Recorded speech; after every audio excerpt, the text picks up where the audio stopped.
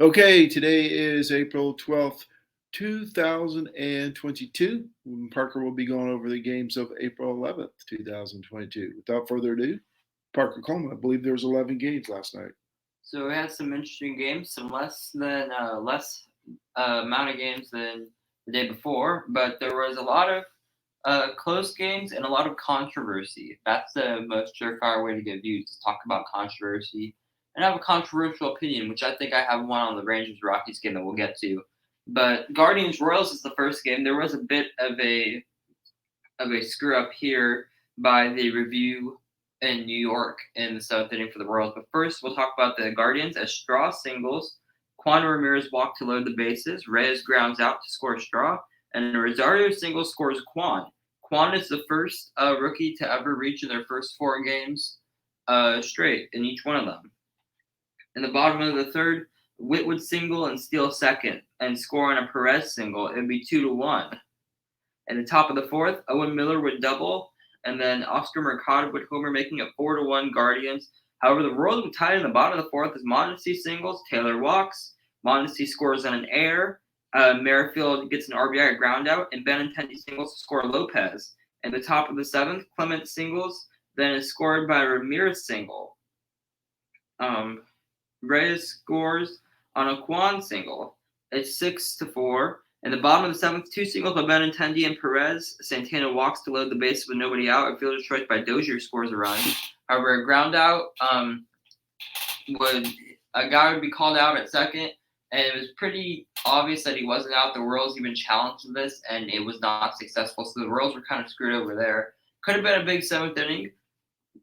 In the top of the eighth, Miller would double. Straw and Clement would walk, and then Stephen Kwan would triple. If the MLB season was 4 games long, then Stephen Kwan would be the unanimous Rookie of the Year. It would be 9-5. In the top of this ninth, Rosario and Miller single. Rosario scores on an RBI ground out, making it 10-5. Whitwood walk and Benintendi would homer in the bottom of the ninth to make it a little close, make it 10-7. However, the Guardians win 10-7. They end up splitting the first series with the Royals, 2-2. Kwan was 1-for-3 with a 3 RBI triple and 2 walks, definitely the biggest hit of the game. Mercado was 1-for-5 with a 3 RBI home run. Benintendi was 3-for-3 with a home run, 3 RBIs, and 2 walks. Probably would want to switch Benintendi and Mercado. But those are your 3 stars. 10 runs, 13 hits, 1 error for the Guardians, 7 runs, 9 hits, no errors for the Royals. Brewers-Orioles, this game will go by quick. On the bottom of the second, the Orioles take the lead early as Urias would single and Mateo and Chirinos walk to load the bases. Cedric Mullins, who's been kind of struggling. Again, it's 5 games, so take it for what you will. But Mullins has been struggling the first few games of the season. However, he did not struggle in the second inning as he singles to get the only 2 RBIs of the game, as the Orioles would go on to win 2-0. That single scored 2. Zimmerman, Bauman, Dylan Tate, Sinel Perez, and Lopez would throw a combined shutout on the Brewers. That shows you kind of how bad their offense has been to start the season. Mullins was the first star. He's 1-for-5 with 2 RBIs. Anthony Santander was the second star, 2-for-2, 2 walks. And Zimmerman was the third star. He went 4 innings, 3 hits, 4 strikeouts. No runs, 6 hits, 2 errors for the Brewers. 2 runs, 6 hits, no errors for the Royals. Okay, here's the controversy. And there was a lot of storylines yesterday. The missed call for the Royals, Alec Bohm, not Alex Bohm, that's not a person. Alec Bohm, which we'll get to in a second. But this was the biggest one, and it was in the 10th inning. You know anything about this? Oh, well, then you're kind of in for a treat. And it's going to start a pretty good debate, and I would like to hear your input. In the top of the first, Joe would single after Bryant doubles. Connor Joe is thrown out at home. However, a run would score on a CJ Cron rare triple. So it kind of makes up for it. Rockies were up 1-0. The Rangers would tie it as Adolis Garcia would walk and Nathaniel Lowe would double. Culberson and Seager would both single. Garver would walk to load the bases. And Adolis Garcia. I might have called him Avisel Garcia in the first part too. But Adolis Garcia, would single for a 2-run lead. In the top of the 7th, after Bryant singles, Culberson would make an error that would let him score. It's 3-2. In the top of the 8th, Elias Diaz would single. Connor Joe would walk. Blackman would ground into a fielder's choice to tie the game. At the top of the 9th, CJ Cron would homer. to put the Rockies on top 4-3. Willie Calhoun or Cole Calhoun, excuse me. Man, I'm off on the names today. Cole Calhoun would tie the game. There are two Calhouns now for the Rangers. Crone had a triple and a home run. He got the two easiest parts of the cycle. Maybe he could have gotten the cycle, but I mean, he was 0 for 3 in his other 3 at bats, so I guess he didn't have a big chance. At the top of the 11th, Iglesias would score the ghost runner and then be thrown out trying to stretch a single into a double. Connor Joe would hit a solo shot, making it 6-4. So here's the controversial part. So after Mitch Garver walks, so strike out the first batter, and then Mitch Garver walks to make it first and second. Garcia grounds it to second. Garver slides. The throws away, run scores 6-5. The Rockies challenge it, and they say that the slide by Garver was illegal. Garver's out. Garcia's out. Rangers lose. So there are a few things here, and I think the rule should probably be a little more clear. But if you go by what the rule says, then that was the right call. And it wasn't a bad call from New York if you're going straight off the rule book. Your beef right now, if you're a Rangers fan, is not with the umpires and it's not with New York. You're upset at the rules because the slide rule needs to be a little better. I mean, the slide rule wouldn't have even existed if there weren't dirty, POSs like Ty Cobb and who would slide in and injure people intentionally. They're probably like, hey, we probably don't want our players to be injured intentionally. That would probably be good for our product. So you're not upset at New York. You're not upset at the umpires. You're upset at the rules. And then the other argument that you have to take into this is some people are saying you can't end the game like that. If it's a rule, you should end the game. You shouldn't make a special exception because, it's close to the end of the game. If you have a rule, it should be called every single time. So I understand Rangers fans. I can't remember a time where the Astros got screwed over on a rule like this. I do remember a time in 2018 where they were playing the A's and they were up by 1, and it looked like the runner got thrown out at home, and he so clearly did, but they still overturned it and called him safe. The Astros would end up being walked off in that game. And in fact, the Athletics were only 1 game behind the Astros. So that was potentially pretty big for that season. However, the 2018 Astros ended up winning 103 games, and they were able to separate themselves from the A's, who only won 90. Well, I say only 97 games is a good amount of games to win, but they won 97 games. The Astros were able to separate themselves. So I tried to put myself in the shoes of a Rangers fan, and I understand being frustrated, but New York made the right call. If you look at the rules and read it word by word, that is the right call. The umpires, I don't even know why you'd be mad at them because they didn't decide. In fact, the umpires actually went for you because they didn't call it interference. But it was a big, big talking point, and people are talking about the rules now. And I agree with the slide rule. I don't want to say that it was a dirty play by Garver, but I don't think that it's usual for a second baseman to throw the ball as errantly as he did. And so I don't want to say that it was interference because it definitely doesn't look like it. I have seen a few Rockies highlights and 1 or 2 Rockies games in the last couple of years because, let's be honest, besides Colorado, who wants to watch the Rockies? But I don't think Brendan Rodgers is that bad of a fielder. He'd have to be like a Little League fielder to throw it that bad. But controversy is controversy. The Rockies win 6-4. 3-1. The Rockies are in the season. Rangers are 1-3. I feel like the Rangers could be 4-0 right now.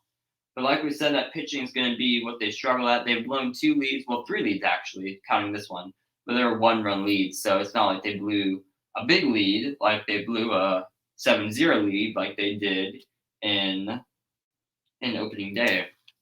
Iglesias was 4 for 5 with an RBI. He was the first star.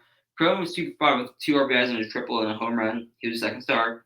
Adolis Garcia was 2 for 5 with 2 RBIs. He was the third star. He was very good last night. 6 runs, 14 hits, 1 error for the Rockies. 4 runs, 9 hits, 2 errors for the Rangers. Ends in 10 innings. So we got that out of the way. If I had a bigger YouTube channel, there'd probably be a bunch of Rangers fans disagreeing with me in the comment section, and a bunch of Rockies fans agreeing with me because it's for their team.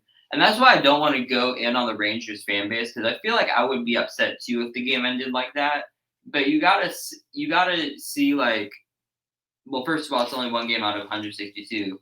You'll still remember it. Like I'm sure Braves fans still remember Alec Boehm not touching home plate, and that was like a year ago.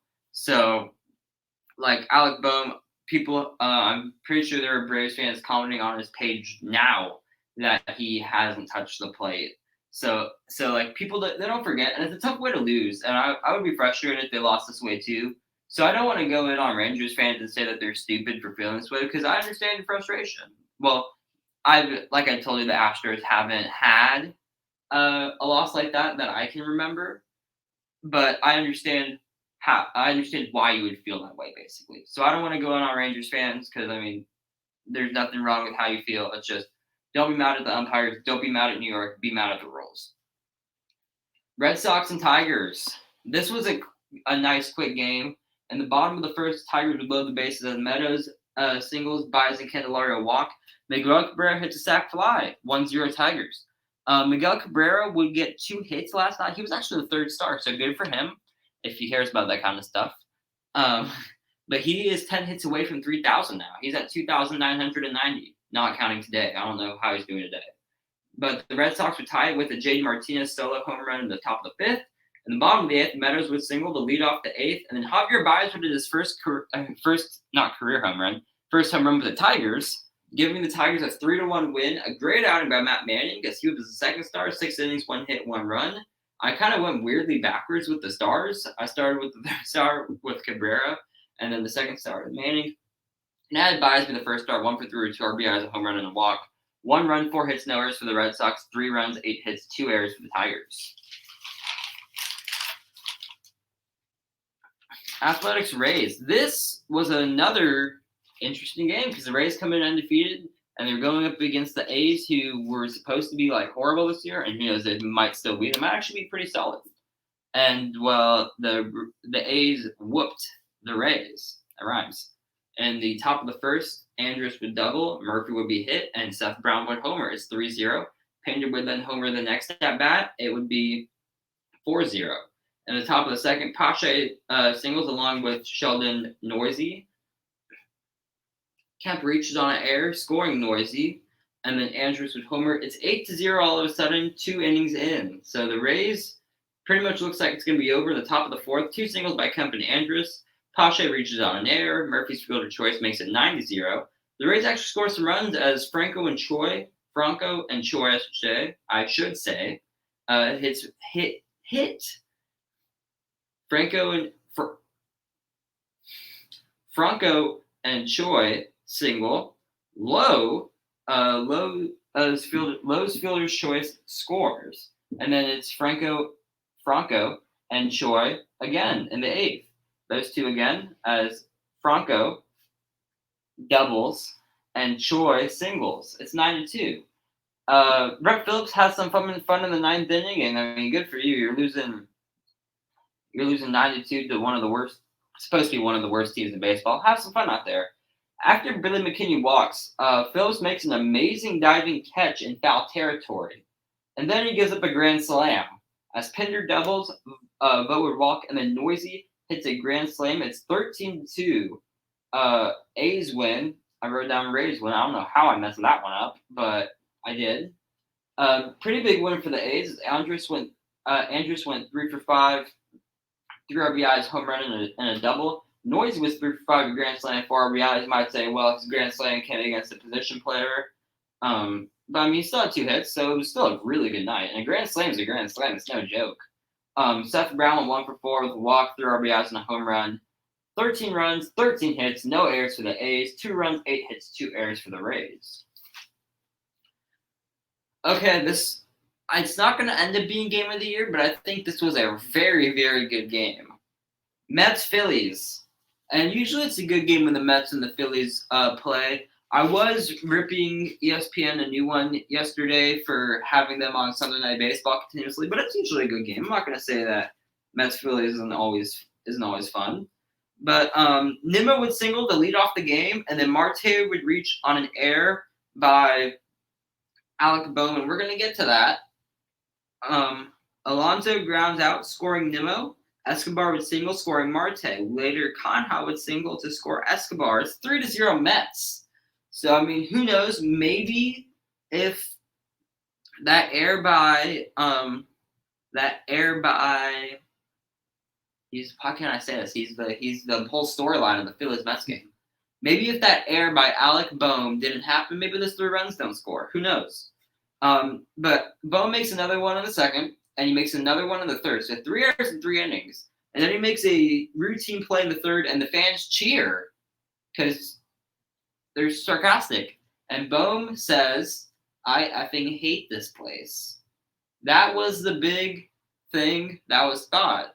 And I'm sure that Phillies fans are still thinking about this because, I mean, it's a bigger storyline.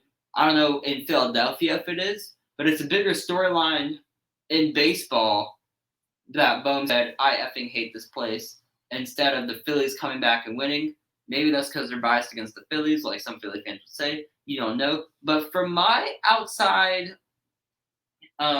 observance, I would say that Philly fans, not Phillies fans, Philadelphia sports fans, are some of the more toxic fans. And I don't want to go against a certain fan base because there are good and bad people in every fan base. And the fan base I have and the fan base that you like, there are good and bad people, except for the Rays because they don't have any fans. That was a teed-up joke.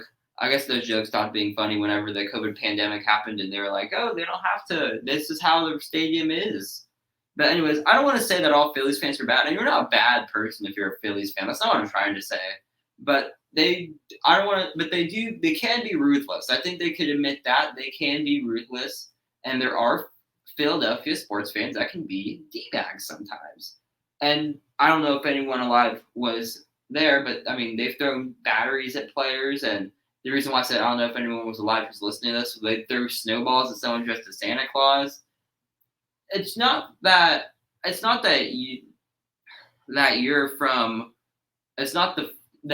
dislike Philly.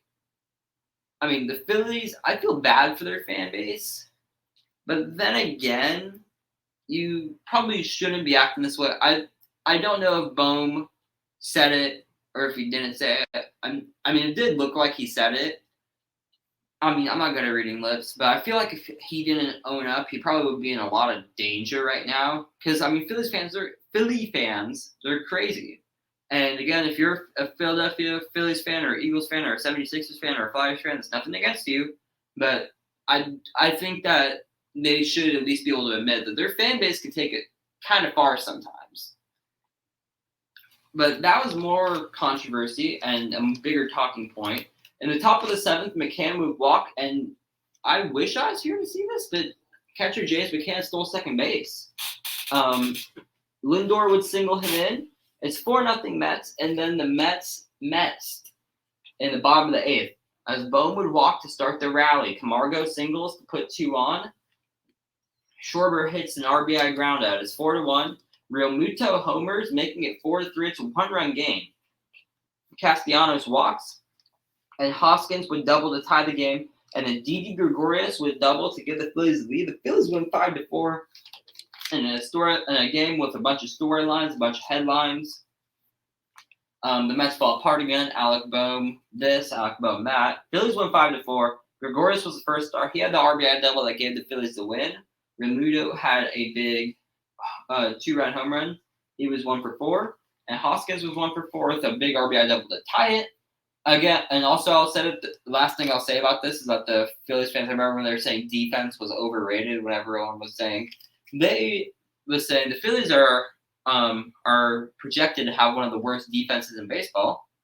Now you're upset whenever there are errors being made. I mean, I'd be upset if errors were made as a fan, but I mean, you were just saying defense was overrated a few weeks ago. So that's something to point out. 4 runs, 7 hits, no errors for the Mets. 5 runs, 8 hits, 3 errors for the Phillies. Toronto Blue Jays and the New York Yankees. Aaron Judge was booed last night. He couldn't come to a contract agreement with the Yankees and Brian Cashman. Brian Cashman made public the deal that he turned down, which was something like 7 years and $31 million per year, 213.5, I think, or 231.5, something like that. It was a big contract. And Judge isn't probably not going to get a 10-year contract because I know it doesn't seem like it because he's only been a superstar for 5 years, but he's 30. It wasn't that he. I read that the other day. He's 30. He feels like a much younger player because we've only seen 5 years of him being super good, and maybe his injuries go into that because you feel like you haven't seen a whole lot of him. But his debut year, 2016, he was like 25, and the Yankees boo Aaron Judge, and that's I kind of get wanting him to sign a contract extension, but I don't know why you'd be upset at him now and boo him now. He said he doesn't care, so it's not that big a deal. But I don't know why you'd boo him now. It doesn't make a whole lot of sense to me. Both Espinal and Springer would be the two most important players of the game. Espinal would single in the top of the third. Springer would homer to make it 2-0. I don't know why that was so hard to say, but the Blue Jays lead 2-0. Espinal singles and Springer drives him in again on a double, and that's it. The Jays win 3-0. Alek Manoah had 6 one-hit innings. So did Matt Manning, but his one hit he gave up was a home run, so he didn't get a shutout performance. Manoah did. Springer was the first star. He was 3 for 5 with 3 RBIs and a double. Manoah was the second star at 6 innings, 1 hit, 7 strikeouts. Excuse me. Espinal was 3 for 3, 3 runs, 10 hits, no errors for the Blue Jays. No runs, only 4 hits for the Yankees, and no errors. Nationals Braves. The Braves. It's 5 games, so I don't want to make too many conclusions off of this. But the Braves, they don't look super, super good, I would say. The 2 wins that they had was a almost blown 7-run lead and a almost blown 2-run lead. But again, it is the beginning of the season. Can we cut this out while I turn on the fan? Sorry, I was starting to get hot.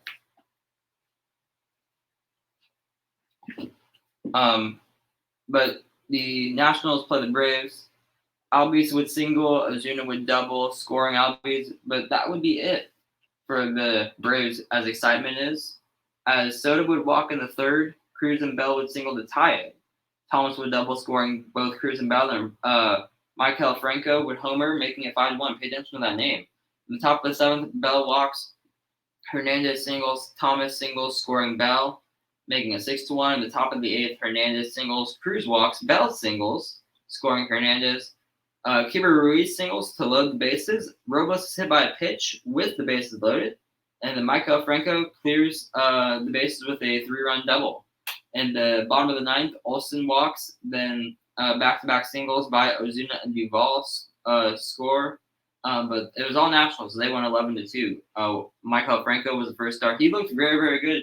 If you ever have a player that you think about whenever you first became a fan of baseball, not a super good player, but just a guy you remember. I don't know why, but Michael Franco is the guy. I mean, he spells his name Michael, Maikel, so that's probably why he's partially memorable. 4 for 5 with 5 RBIs, a home run, and a double. Lane Thomas was 2 for 5 with a double, 3 RBIs. He was the second star. 2 for 5 with 2 RBIs. Josh Bell was the third star. 11 runs, 15 hits, no errors for the Nationals. 2 runs, 4 hits, 1 error for the Braves. We got 3 more games. This game was quick too. The Twins and the Mariners. In the bottom of the first, the Twins would score as Buxton walks and Arise would single. Buxton scores on a double by Polanco. Polanco is pretty good. I forgot to put the 3 stars here, so you're not going to have that. I would say Polanco would be the first star, though. And probably Bundy would be the second star, and then the third star would be a toss-up. But I was in a rush today. In the bottom of the 5th, Twins have a big inning as Kirilloff singles. Buxton doubles, putting 2 on. Maybe Buxton would be the third star. 3 straight singles by Arise, Polanco, and Urshela would score 3 runs. Despite 3 errors for Minnesota, the Mariners only had 2 hits, and you're not usually going to win when you get 2 hits. As they lose 4-0, I already said who I think the 3 stars probably would be, but I don't have the stats, so I'm not going to read them off. I don't want to make out stats. No runs, 2 hits, 1. Yes? What is the Mariners' record now? 2-2. might be 2-3, depending on how they're doing against the White Sox now. Last time I saw, they were losing 2-1. Okay. 3, I think it's 3 now. No runs, 2 hits, 1 error for the Mariners. 4 runs, 10 hits, 3 errors for the Twins. Marlins Angels, an interleague series start. They're something that's going to be weird this season, but not next season, is that there are actually going to be 7 interleague games today. If I can name them off the top of my head: Guardians, Reds, Marlins, Angels, Astros, Diamondbacks, Cardinals, Royals, Dodgers, Twins, if I didn't say that already. And then I remember there were more, I just can't remember what they are. But I was thinking about that, man, it's probably going to be like that next year more often. But I was thinking, man, there's going to be 7, almost half as many interleague games today as there are regular league games. Well, there is, because every team's going to play every other team. So Yes. the Astros are going to play every American League team. National League team. National League team. Sorry, I'm old. Ohtani singles and Stassi walks, and Marsh would homer for a 3-0 lead.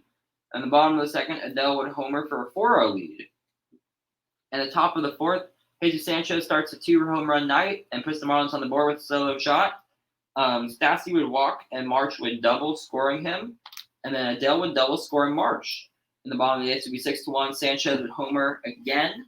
But he was basically all the offense that the Marlins had, because they had 3 hits, and 2 of those were his home runs. As the Marlins lose 6-2, Marsh 2 for 3 with a walk, home run, double, 4 RBIs. He was easily the first star. Adele was 2 for 4 with a double, home run, RBI. He was the second star. Jesus Sanchez was 2 for 4 with 2 RBIs and 2 home runs. He was the third star. 2 runs, 3 hits, no errors for the Marlins. 6 runs, 7 hits, no errors for the Angels. Last game is Padres Giants. This was an interesting start, as the Rogers brothers, I think it's Taylor and Tyler, I get them confused because they're all like, there's Tyler Rogers, Taylor Rogers, and Trevor Rogers. I think Trevor Rogers is with the Marlins, but 2 of them are related. One of them's not. I'm pretty sure it was Tyler and Taylor, but they got to present the starting lineups with each other. And the Giants Rogers, I think it was Tyler Rogers, got the loss, and Taylor Rogers got the save. So that's pretty interesting there. And the bottom of the second, Estrada would single and Bart would double to put 2 on. Sac fly by Dubon makes it 1-0. In the top of the fourth, Machado and Voigt single. Hosmer walks to load the bases. Profart's an infield single to tie the game. In the top of the fifth, Nola homers to give the Padres the 2-1 lead. In the bottom of the sixth, the Giants tie it after Peterson bunts. Crawford singles, moving him over. Peterson scores on a wild pitch to tie the game. In the top of the seventh, Kim and Grisham both reach on infield singles. Machado gets an RBI grounder to score Kim to give the Padres the lead. In the top of the ninth, Grisham and Machado would walk. Cronenworth would single, scoring Grisham. The Padres win 4-2, and I'm pretty sure they have the best opening day record. The best record so far. It is only 5 games, but they're 4-1. I think the other one-loss teams are 3-1. Nick Martinez was the first star. 5 innings, 5 hits, 1 run, 6 strikeouts, and a walk. Very, very good outing by him. Cronenworth was 2 for 5 with an RBI. Machado was 1 for the RBI and a walk. 4 runs, 10 hits, no errors for the Padres. 2 runs, 10 hits, no errors for the Giants. That is going to be it. We have 15 games. Like I said, 7 interleague games. If you like this video, please like, share, comment, subscribe. If you don't feel pressured to. And I'll give it to you for the outro. Yes, and that was the games of 4/11 of 2022, Monday. As Parker said, 11 games. Today we have 15 on 4/12, and we'll review those tomorrow. Thanks for checking it out.